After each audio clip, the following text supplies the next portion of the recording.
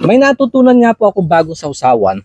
Kaya ito, sinubukan ko kaagad sa lagang gulay-gulay. Meron akong okra, yung maliliit na talong, at saka may mga ilan pa ilan na din talbos yung kamote ko. Naglaga na din ako at sasamahan ko lang ng pritong tilapia. Nice mo na yung balik naman. Pasalamat sa biyang pinagkakalod niyo sa amin. Mas pasan ito, pamagbalat. Bigyan ng lakas sa aming pangatawan. Jesus name. Amen. Eto nga po yun.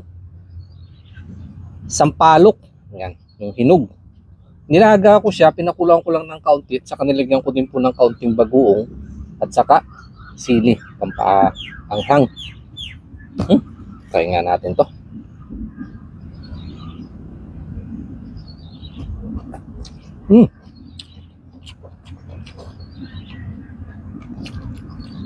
Ayos nga din.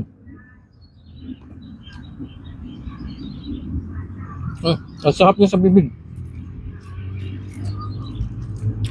Kung mapapansin nyo, mahilig nga akong gumamit ng mga sausawan. At may nakita ko sa comment ko, hindi ko lang na-screenshot yung pangalan, sorry po.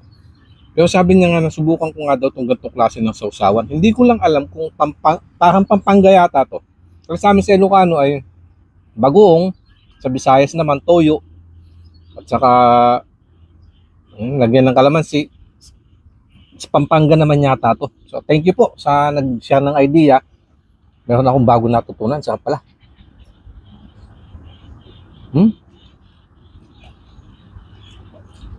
Lalo na nga po't mahilig ako sa mga gulay-gulay na mga ganito.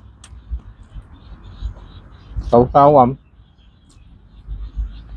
Ang sarap niya ho sa bibig. Nakakatanggal siya ng umay.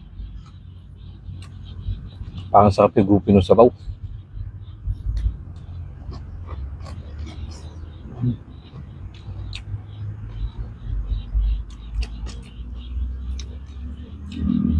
Sinigang na sausawan.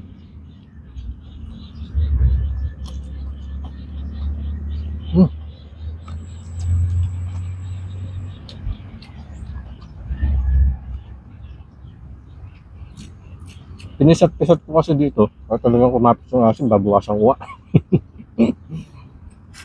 Parang nabigla naman yata ako dun. Masarap po siya. Kapag tayong bukid, ang aking natutunan.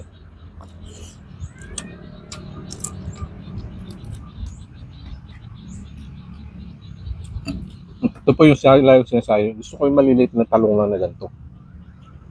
Para isang sausaw, isang subo.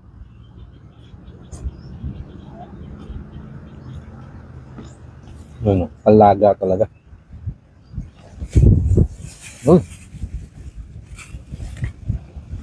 Ibang lakas ng hangin.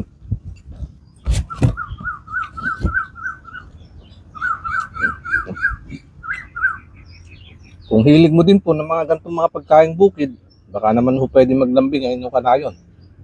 Pa-share lang po ng ating video. At hindi nga ho ako nagpo-promote na sugal, pero sa pag-share nyo, pwede rin kayong kumita. Dahil nagpapadala po kami.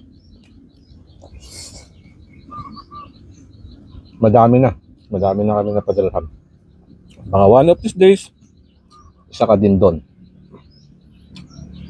Pamerenda ko kaya pambili man lang ng gulay. Pang ulam. Nagdagan ako ng kanin. Parang kulang tong kanin ko.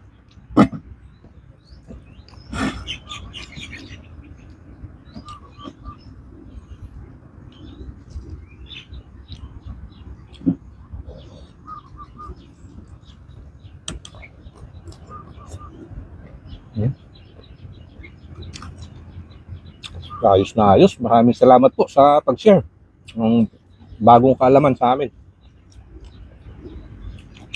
Dahil nga matubig, hindi gano'ng maalat, dahil kaunting patis na nilagay ko dyan, kahit isawsaw mo siya ng lubog na ganyan, hindi ka matatakot na mapaalat.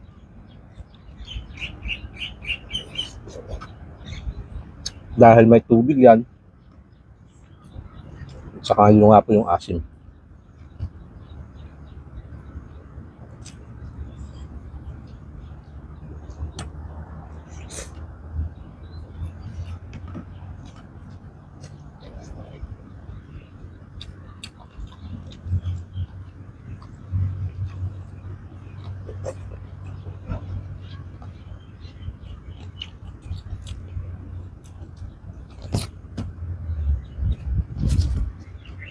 At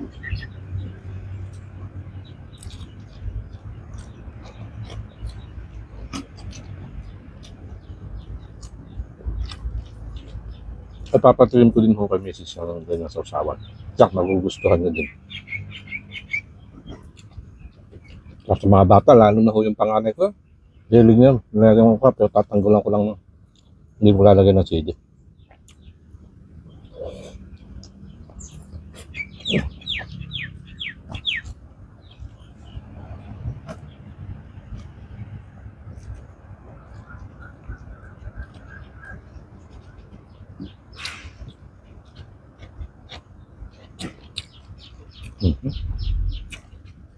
Labas na naman kung pawis. Ang lagi ko sinasabi. Pag gusto ko huyos ang pagkain, parang ganyan, nagpapawisan ho ako.